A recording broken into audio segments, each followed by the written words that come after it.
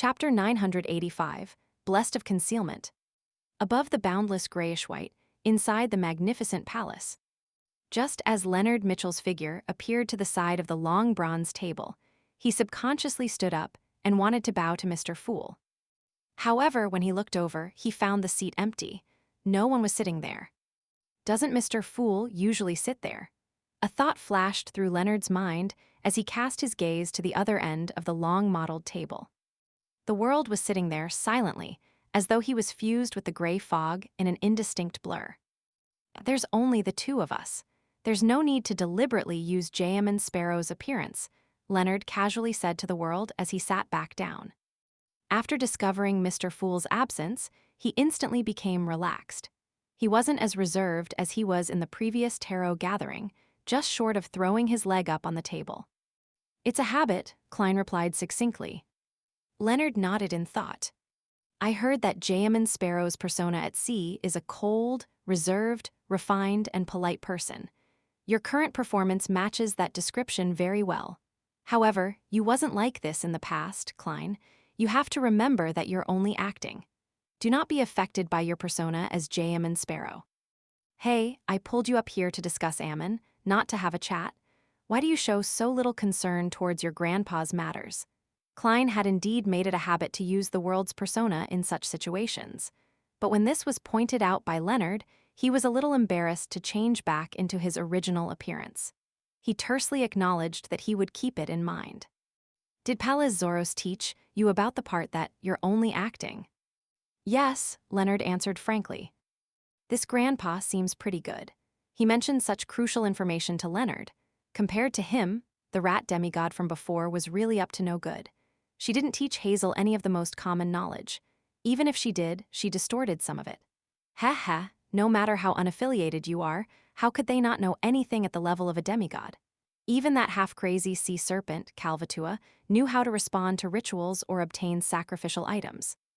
It even knew some theurgy and how to perform bestowments.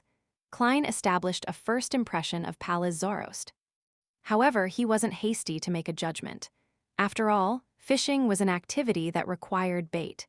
Just one instance didn't prove much. Seeing Klein being silent, Leonard cut the small talk and got down to business. "Where did you discover traces of blasphemer Ammon?" Klein went straight to the point. "I was pursuing a demigod of the Marauder pathway who was on the brink of losing control. However, I ended up encountering Ammon in the outskirts of Backland. All I could do was use Mr. Fool's powers to directly escape. Ammon's avatar really is still in Backland." Leonard sighed before he asked in a rather curious and desultory manner, "Why were you pursuing a Marauder pathway demigod who's on the brink of losing control?" After he asked the question, he realized something and swiftly added, "If it involves some plans of Mr. Fool, pretend as though I never asked." "Why? Isn't dealing with Beyonders on the brink of losing control or those who have lost control the duty of a Nighthawk?" Klein sighed when he heard Leonard's question. It stirred up memories of his time in Tingen City. In that short 2+ months, he had handled many similar matters.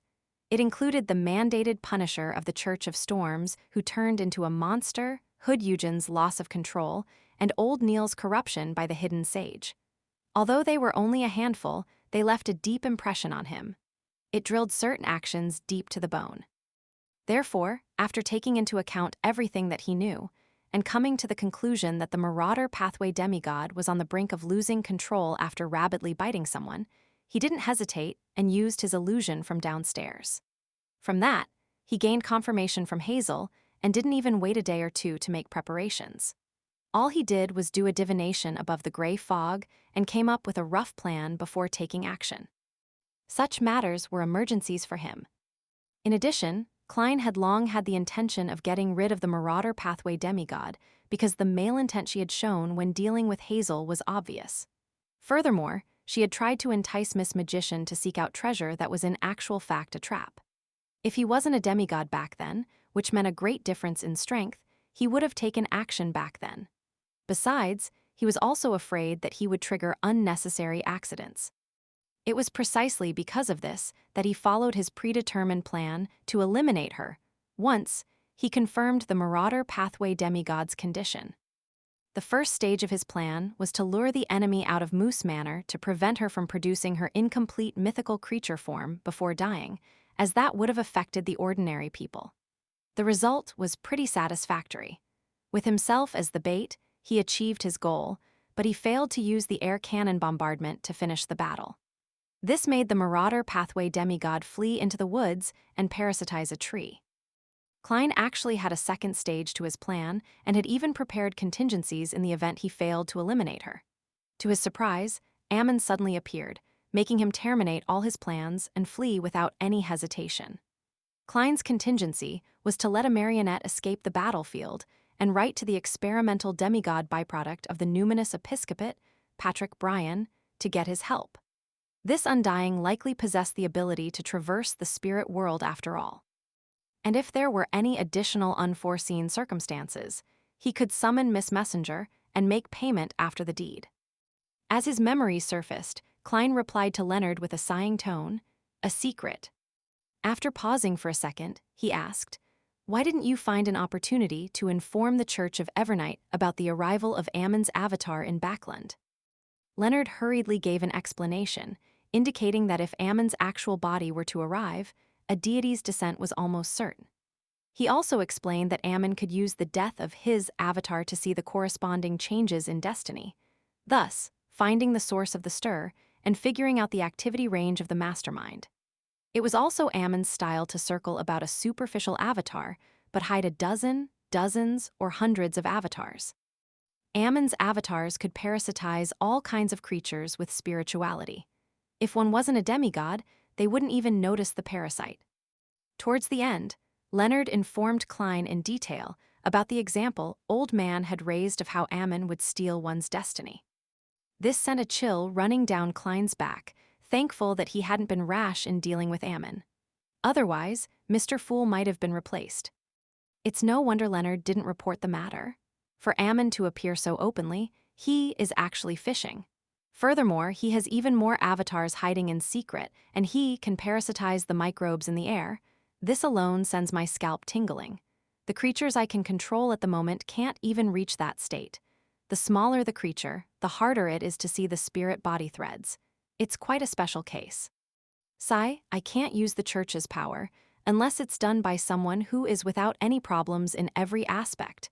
Klein commiserated as he gained a deeper understanding of Ammon's terror. It left him a deeper impression. From his point of view, Leonard was an excellent candidate to report the matter to the Church of Evernight, but with Pallas Zarost parasitizing him, he didn't dare expose his existence to Ammon. In addition, the Hanged Man could also shoulder this responsibility, but he was unable to provide the source of the news. This meant problems that deserved deeper investigations into.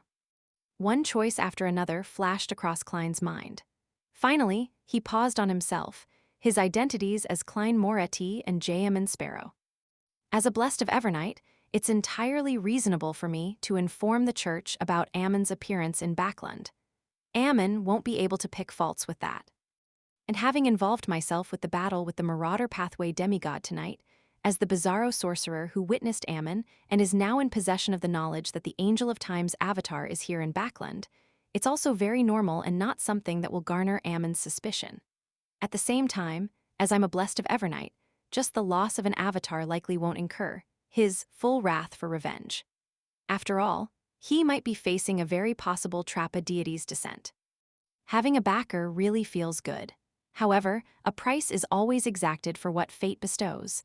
Klein quickly came to a conclusion over the matter. Then, he habitually changed his point of view and began considering this matter from Ammon's point of view. Ammon is definitely no stranger to bizarro sorcerers. He can determine my pathway from my control of the marionettes and my swapping of locations. Since Ammon allowed a bizarro sorcerer to flee, he must have made preparations to be exposed.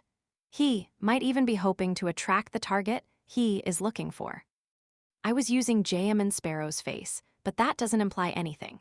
A faceless's appearance is the least of one's concern.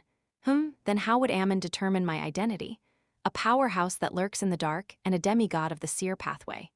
As the Church of Evernight and the Secret Order are in control of the formulas, ingredients, and a mermaid, there are almost no unaffiliated Bizarro sorcerers.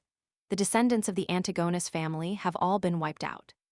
Therefore, a Bizarro sorcerer is either from the secret order or a secret proxy that the Church of Evernight secretly nurtures.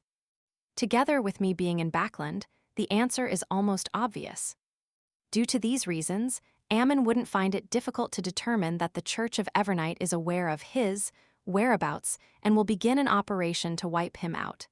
My reporting of him will be within expectations. Not doing so would be abnormal. Yes, he will definitely be hiding. Even if he replaces the identity of that marauder pathway demigod, he wouldn't come to Birkeland Street anytime soon. Having made this judgment, Klein immediately felt a little more relieved because it meant that he would have plenty of time to prepare. What ideas do you have? Seeing Klein's prolonged silence after he finished his description, Leonard couldn't help but ask. Klein reined in his thoughts and asked without answering him, "What suggestions does Pallas Zoroast have regarding this?"